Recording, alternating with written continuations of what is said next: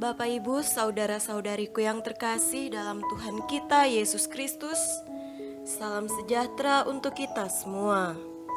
Berkat Allah yang Maha Kuasa senantiasa menyertai kita. Marilah kita mendengarkan dan merenungkan bacaan-bacaan kitab suci hari Senin 19 April tahun 2021. Bacaan pertama dari Kisah Para Rasul pasal 6 ayat 8 sampai 15. Dan Stefanus yang penuh dengan karunia dan kuasa mengadakan mujizat-mujizat dan tanda-tanda di antara orang banyak. Tetapi tampillah beberapa orang dari jemaat Yahudi yang disebut jemaat orang Libertini. Anggota-anggota jemaat itu adalah orang-orang dari Kirene dan dari Alexandria bersama dengan beberapa orang Yahudi dari Kilikia dan dari Asia.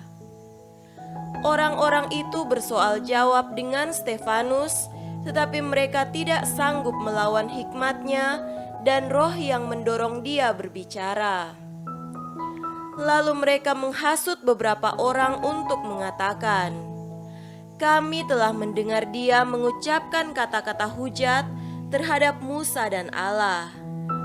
Dengan jalan demikian, mereka mengadakan suatu gerakan di antara orang banyak serta tua-tua dan ahli-ahli Taurat.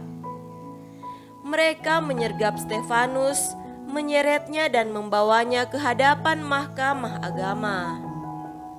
Lalu mereka memajukan saksi-saksi palsu yang berkata, "Orang ini terus-menerus mengucapkan perkataan yang menghina tempat kudus ini dan hukum Taurat, sebab kami telah mendengar dia mengatakan bahwa Yesus, orang Nazaret itu, akan merubuhkan tempat ini dan mengubah adat istiadat yang diwariskan oleh Musa kepada kita." Semua orang yang duduk dalam sidang mahkamah agama itu menatap Stefanus, lalu mereka melihat muka Stefanus sama seperti muka seorang malaikat. Demikianlah sabda Tuhan. Syukur kepada Allah.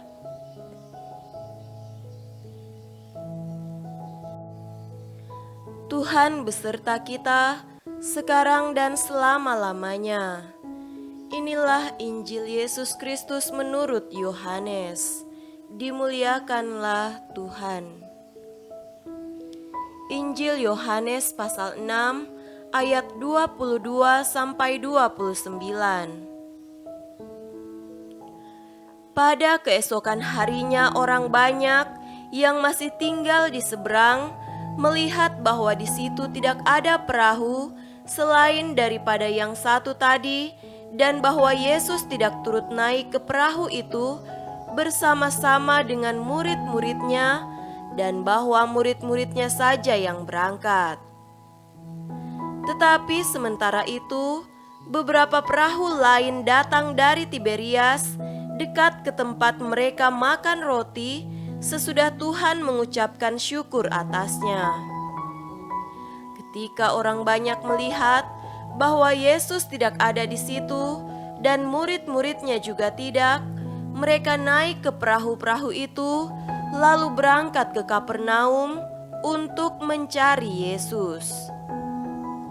Ketika orang banyak menemukan Yesus di seberang laut itu, mereka berkata kepadanya, "Rabi, bila mana engkau tiba di sini?"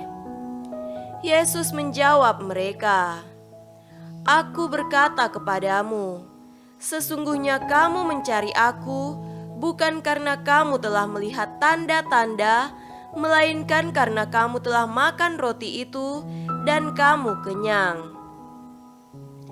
Bekerjalah bukan untuk makanan yang akan dapat binasa, melainkan untuk makanan yang bertahan sampai kepada hidup yang kekal, yang akan diberikan Anak Manusia kepadamu, sebab dia yang disahkan oleh Bapa, Allah dengan materainya."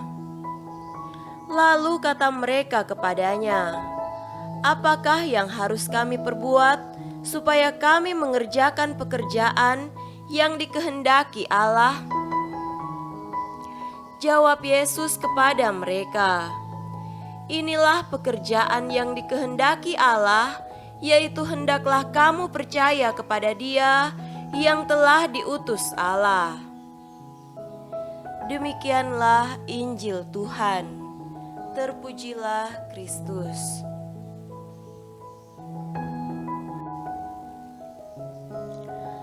Saudara-saudariku yang terkasih dalam Tuhan kita Yesus Kristus, tema renungan kita pada hari ini adalah bekerja untuk makanan yang tidak dapat binasa. Salah satu kecenderungan dasariah manusia pada umumnya ialah ingin mengulangi apa yang sebelumnya pernah menyenangkan dirinya. Kalau seseorang pernah menikmati makanan yang enak, ia cenderung mencari kesempatan agar dapat menikmatinya lagi. Itu juga yang menjadi pengalaman orang banyak yang diberi makan oleh Yesus dalam peristiwa penggandaan roti. Mereka sudah makan roti dan ikan yang digandakan oleh Yesus. Pengalaman itu agaknya sangat berkesan sehingga membuat mereka ingin mencari Yesus dan tentu saja berharap agar Yesus dapat melakukan mujizat seperti itu lagi. Itulah motivasi utama mereka dalam mencari Yesus. Tetapi Yesus menangkap motivasi yang kurang baik itu. Dengan tegas, Ia menegur mereka dengan berkata, "Sesungguhnya kamu mencari Aku bukan karena kamu telah melihat tanda-tanda, melainkan karena kamu telah makan roti itu dan kamu kenyang." Dengan teguran ini, Yesus bermaksud mengubah cara pandang mereka dalam memaknai mujizat yang dilakukannya. Bagi Yesus, peristiwa penggandaan roti itu mestinya ditangkap sebagai tanda yang mengungkapkan kehadiran Allah yang berbelas kasih dan memperhatikan kebutuhan hidup umatnya. Karena itu, yang dituntut adalah kemampuan untuk melihat tanda kehadiran Tuhan itu serta berusaha untuk terus-menerus mencari Dia dengan iman dan kepercayaan. Itulah yang ditegaskan Yesus ketika Ia berkata, "Bekerjalah bukan untuk makanan yang akan dapat binasa, melainkan untuk makanan yang bertahan sampai kepada hidup yang kekal yang akan diberikan Anak Manusia kepadamu." Bagi Yesus, iman dan kepercayaan akan Dia adalah makanan rohani yang tidak akan dapat binasa dan yang memberi hidup dan kesegaran bagi setiap orang sampai hidup yang kekal. Mereka yang hidup dengan makanan rohani seperti itu akan terdorong untuk, dalam keadaan sesulit apapun, tetap teguh mewartakan Kristus yang diimaninya kepada orang lain. Itulah yang ditunjukkan Santo Stefanus dalam kesaksiannya. Saudara-saudariku terkasih, sebagai seorang pengikut Yesus, kita perlu mengetahui tentang apa yang mendorong kita untuk mencari Yesus dalam hidup kita. Apakah karena kita sekedar ingin mendapatkan sesuatu yang menyenangkan diri sesaat saja, seperti kesehatan, kesuksesan dalam pekerjaan dan usaha, serta keberhasilan dalam studi? Semua itu tentu baik dan berguna untuk hidup jasmania saja, tetapi Yesus mengingatkan kita untuk terus mencari makanan yang tidak dapat binasa, yaitu iman dan kepercayaan kepada Dia yang adalah sumber kekuatan hidup kita. Mereka yang mengalami Dia sebagai sumber kekuatan hidup akan terdorong juga untuk memberi kesaksian meski mengalami penolakan dan tantangan. Semoga demikian. Amin.